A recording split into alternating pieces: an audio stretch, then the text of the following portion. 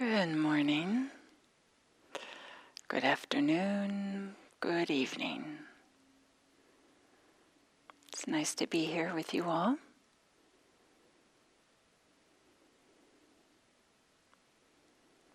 It's nice to practice together, to have this support, this sense of community.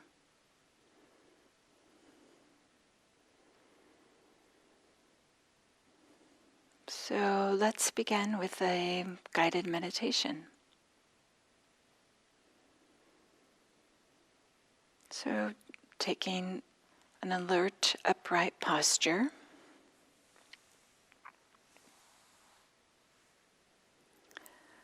A posture that reflects our intention to be meditating. So there's some uprightness, some alertness, but at the same time, there's some ease. And sometimes this takes a little wiggling or some effort to find just the right way.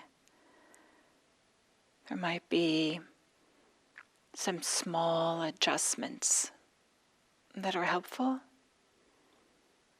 And it's worthwhile taking the time to find a seat that is supportive and one that feels comfortable enough.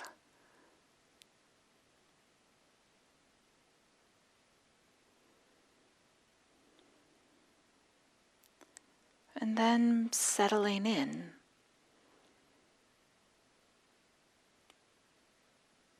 To settle a little bit.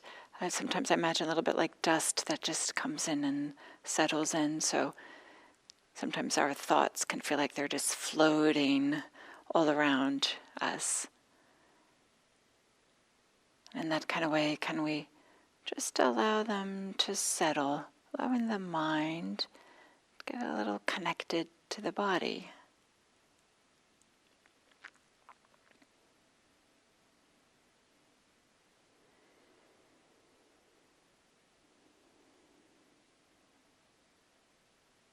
And feeling the sensations of sitting, the feet on the floor, the pressure of the chair or cushion against the body.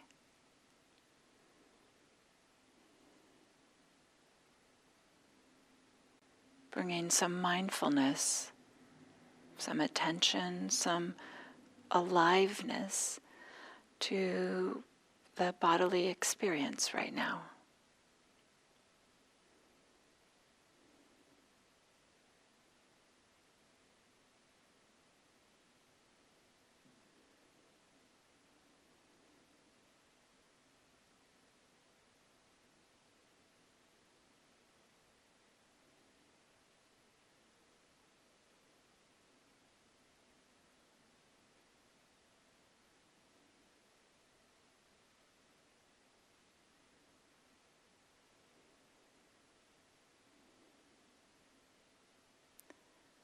Can we bring a sense of presence to the experience of being in a body?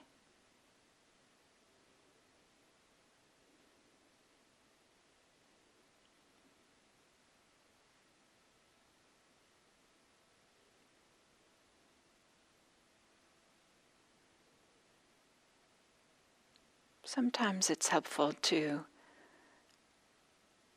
do a little bit of a body scan, just to give the mind something to do, as well as to support our inhabiting all the different parts of the body.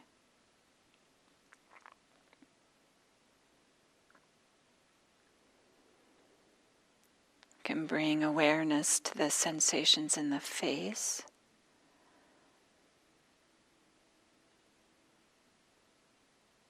You might notice some tension around the eyes or the jaw. These are common places to hold tension.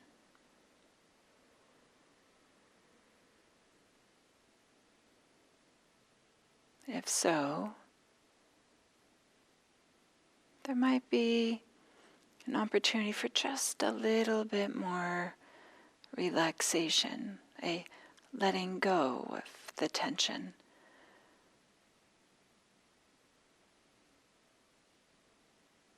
And of course, not all tension can be let go of as simply as bringing our awareness to it.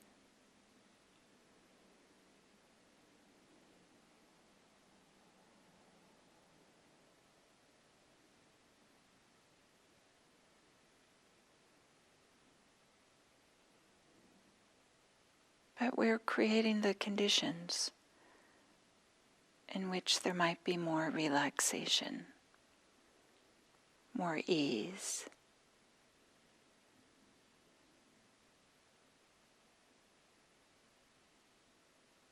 Checking in with the shoulders,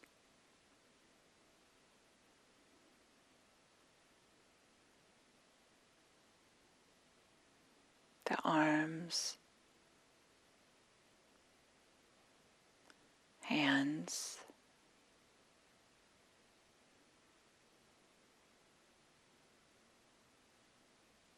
feeling what the hands are touching,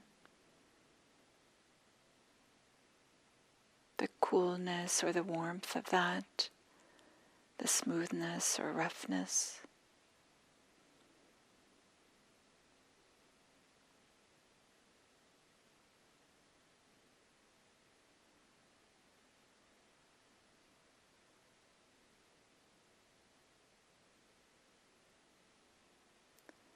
And feeling the experience of having hands. That is, perhaps there's some tingling, throbbing, sense of vitality, energy in the hands.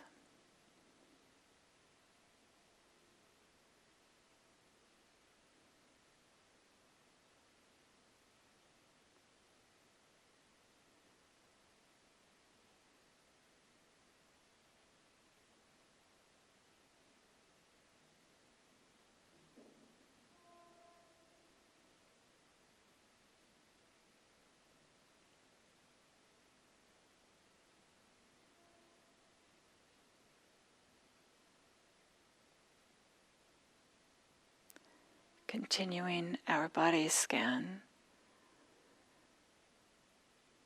the upper back, lower back,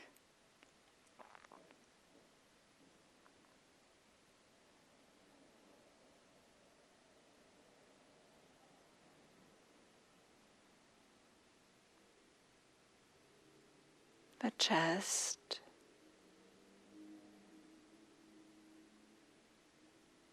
maybe there's a way in which a really, really small movement can open the chest just a tiny bit. Maybe the movement isn't even noticeable to other people.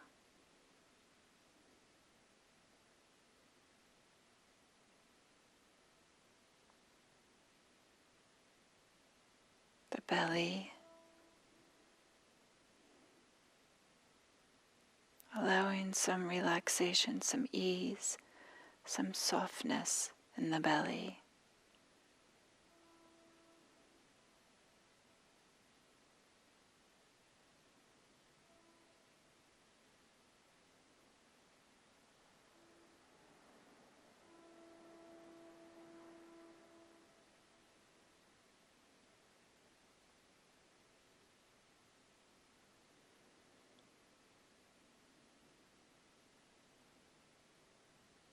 And feeling the pressure, the contact with whatever we're sitting on, perhaps lying on, feeling that against the body, feeling connected, grounded, present, here.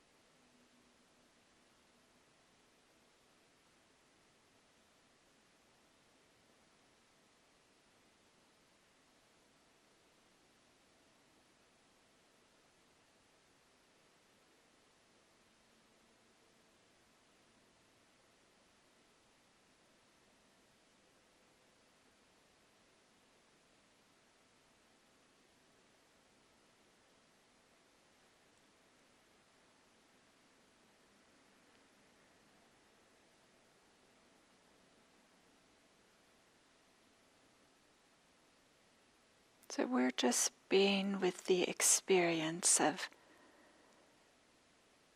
the bodily life, so to speak, opening to it, allowing it, welcoming it.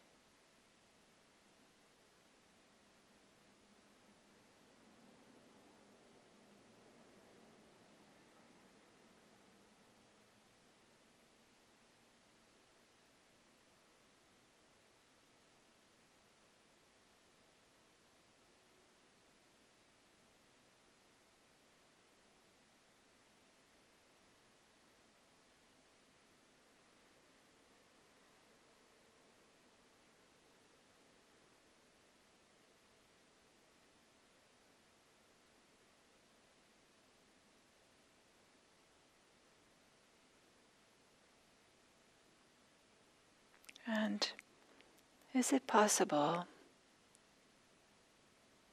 for this next duration of the meditation period to set the direction, set the tone, set the attitude to be one of kindness?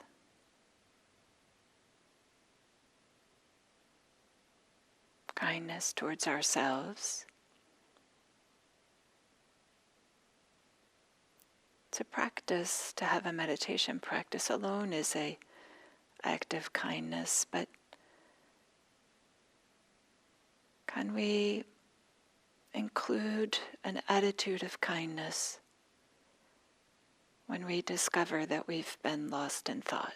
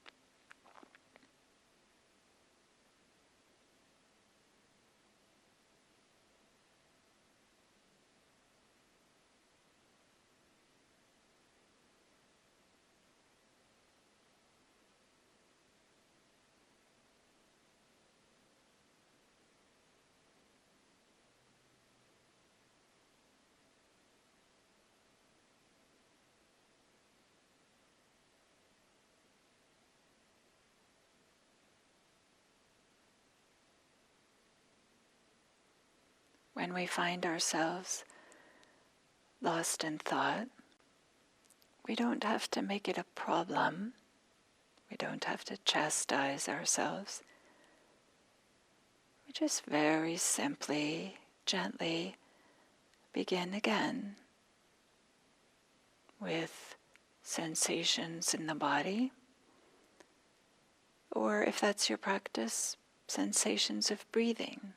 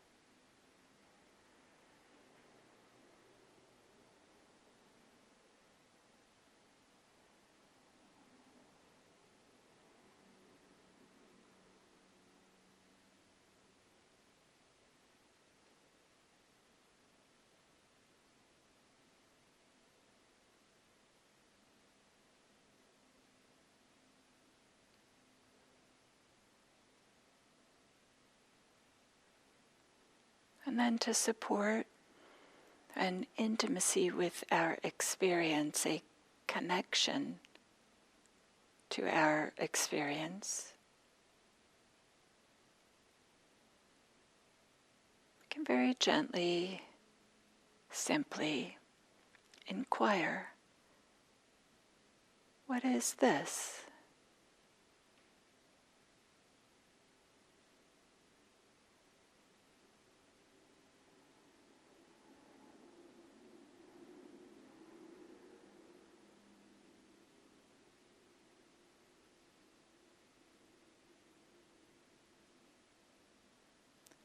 What is this?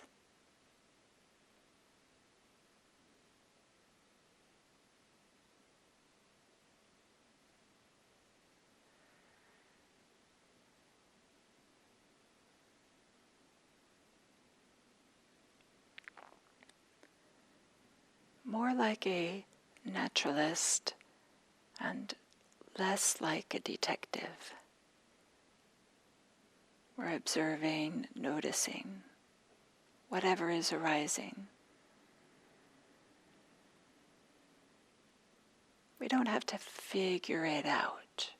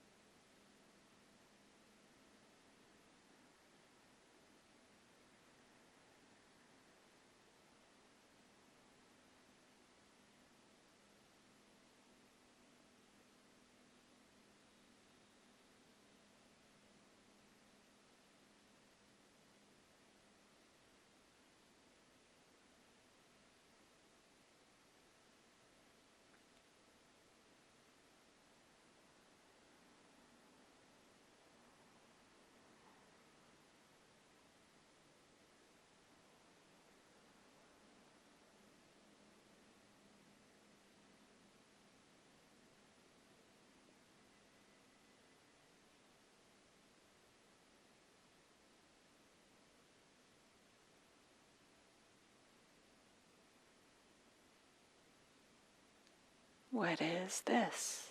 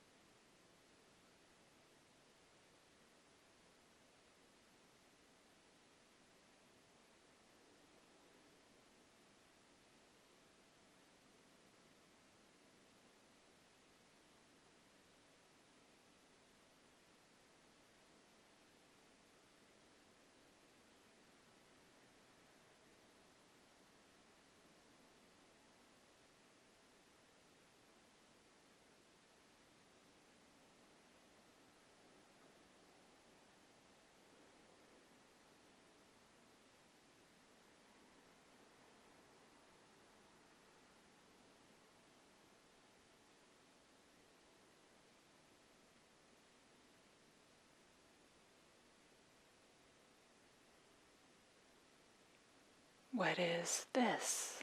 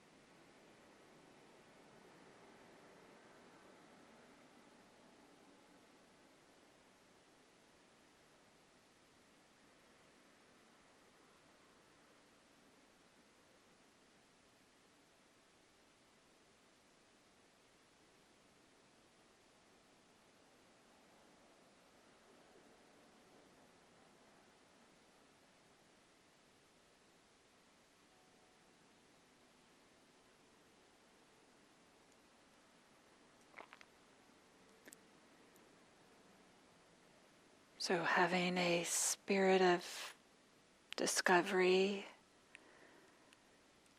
exploration, some way that can keep some freshness, some aliveness, energy in some kind of way with our practice and our experience. So that this can support our meditation practice, but also the way that we show up in the world, consuming the media or interacting with others, maintaining this spirit of discovery, so to speak, as opposed to, I like this, I don't like that, this is wrong, this is right. But like, what is this? It's a way in which we can stay open with all the things we encounter during our days. And in this way, we can support ourselves and be a support for others by not closing down, by not shutting down, shutting out. We can hear what's maybe being said underneath the actual words and be able to support others so that they can find their way to more peace, more freedom, more ease.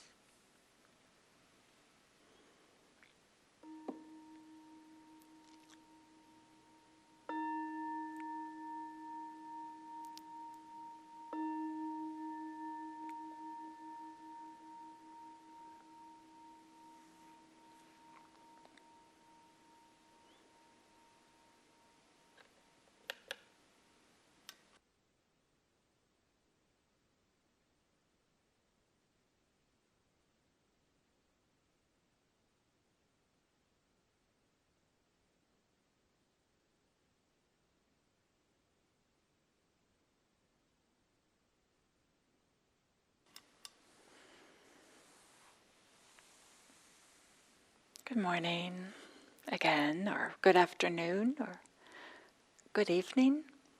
A warm welcome, warm welcome. So this week I've been talking about questioning, and I've been offering during the guided meditation this question like, what is this? And this is an open-ended question. It's, there can be an untold number of answers. And having this kind of like openness to what might be here, to what is arising, can be really supportive for our practice. And this sense of open-endedness, maybe like science or art, it's just assumed that someday we will outgrow some of our scientific theories, right? There's always new things, better understandings, a little bit more accuracy, discovering new things. And then same with art, too. For example, we can think of Picasso or Monet. These are two kind of considered masters, and I can imagine Picasso when he was first doing his cubist art, the art that has all these different angles, which was a shock to the art world at the time. But I can imagine that he was walking around his subject saying, oh, what is this? Then looking at a different angle, what is this? And then walking around to yet another angle, what is this? Walking around to one more angle, what is this? And then putting them on canvas, what he was seeing. So in some ways, like incorporating an element of time, maybe, onto this two-dimensional painting. But just by asking, what is this? And interpreting it in a particular way, and therefore kind of like pushing forward. It's onward leading. Not that it has to be completely innovative and new and shocking, but that there isn't a preconceived idea of what it should be or what it has to be. Same with Monet, right? Kind of looking at light on different objects when he was doing these impressionist paintings. Like, what is it? What is really being seen here? So having a sense of the unknown and having it being onward leading. At the same time, there can be some yes-no questions that are helpful. So we can have these open-ended, what is this? Kind of a question that maybe pushes the boundaries against what we're expecting or want to see. At the same time, we can have some very simple yes-no questions. Many of you will be familiar with this story of the Kalamas, this community of people who were in the midst of the spiritual marketplace, shall we say, and they asked the Buddha, there's all these different teachings, whom should we believe? What should we do with all these teachings? This is my summary of the discourse. And the Buddha responds that his response emphasizes the importance of direct experience, that we're actually there, present for our experience, but at the same time recognizing that there's different modes of authority.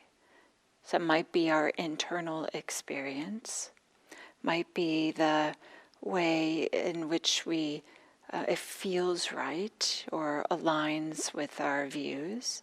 Or there might be some external authority, what a teacher has said, what the scriptures say, the discourses say. So these different modes of authority, some of them internal, some of them external, some of them are reliable and some of them are not so reliable. But how do we tell?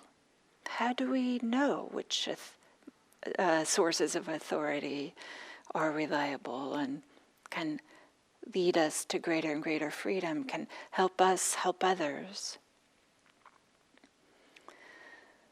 So one of the yes-no questions that the Buddha offered is this question of, is it skillful? Is it wholesome? Is it helpful? And we can answer these questions in terms of cause and effect. in the laboratory of our actions, actions including mental actions, speech actions, and bodily actions.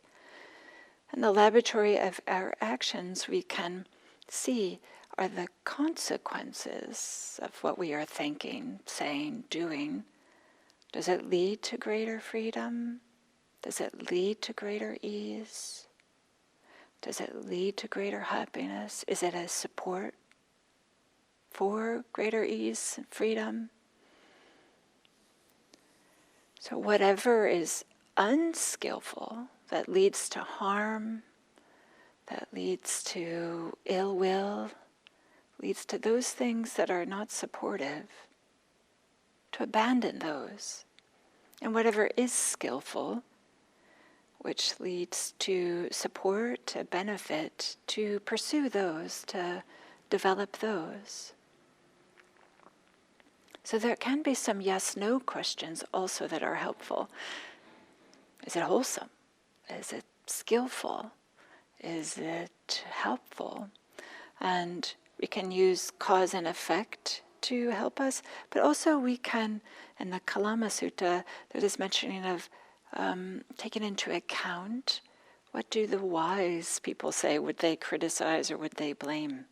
So not that we have to reinvent the wheel and rediscover the Dharma with every moment. We can use as guidance what others have said, what we have learned for ourselves, what we read in the discourses, what we hear in Dharma talks, read in Dharma books. But at the same time, to not abandon our internal sense of authority, still having to check out the external sense of authority too. So there are some questions that are in general not helpful. I'm encouraging the stance of, questioning, but not have a blanket statement that all of them are helpful. For example, there might be some judgments that are disguised as questions. For example, something like, why do I always get angry when I'm in physical pain? That has a tone of like I shouldn't be angry, and probably angry isn't helpful, but can you see how there's this kind of a sense of self-condemnation in there, as opposed to what happens when I notice I have this pain in my knee. And you might notice that there's some tightness in the body and maybe some blaming others, blaming oneself. And then with the sense of blaming, well, what is this? It's like, oh yeah, maybe it's a sense of disappointment or regret.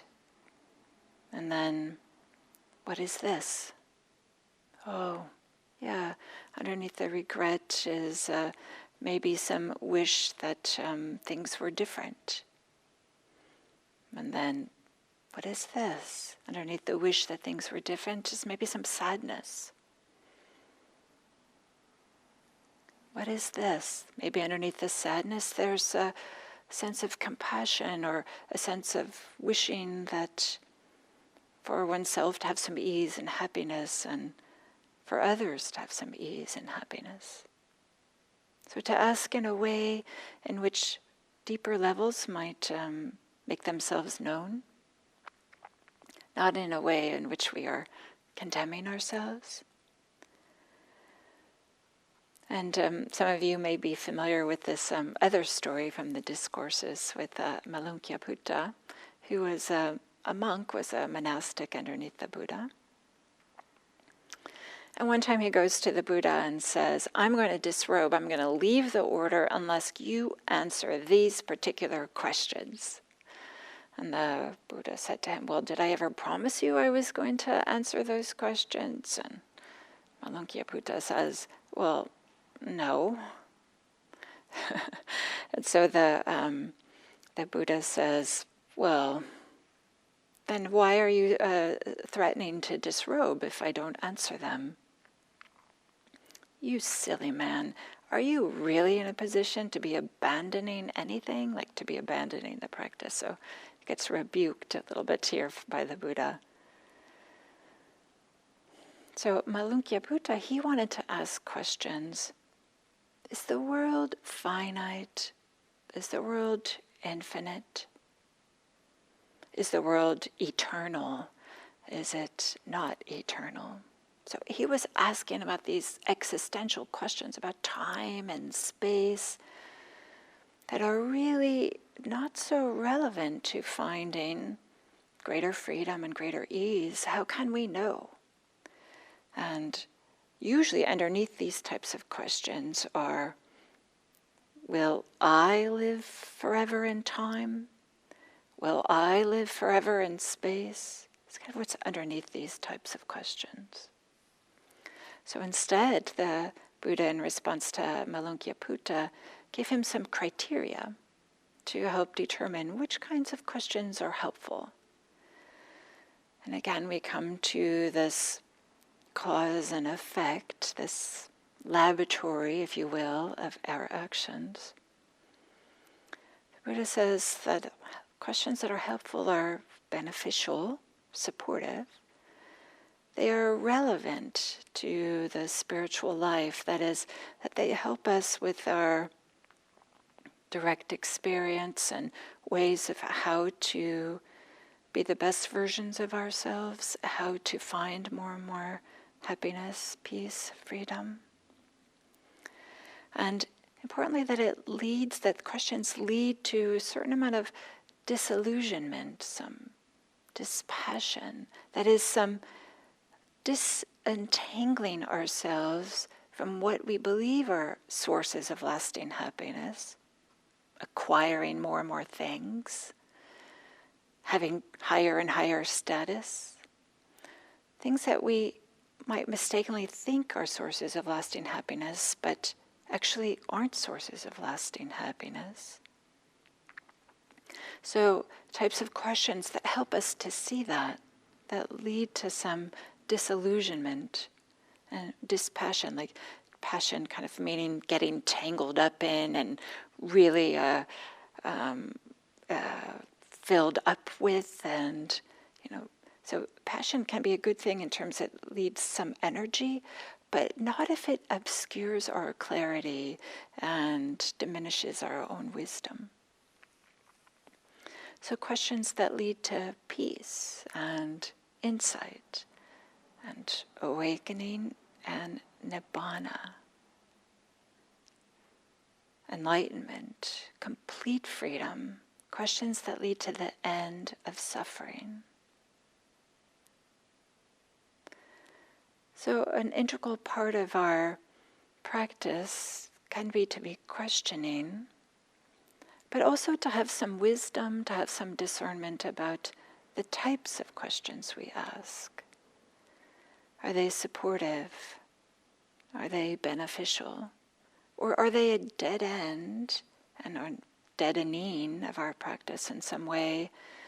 And can they support us in finding greater and greater peace and ease, freedom, all the way to complete awakening? Thank you.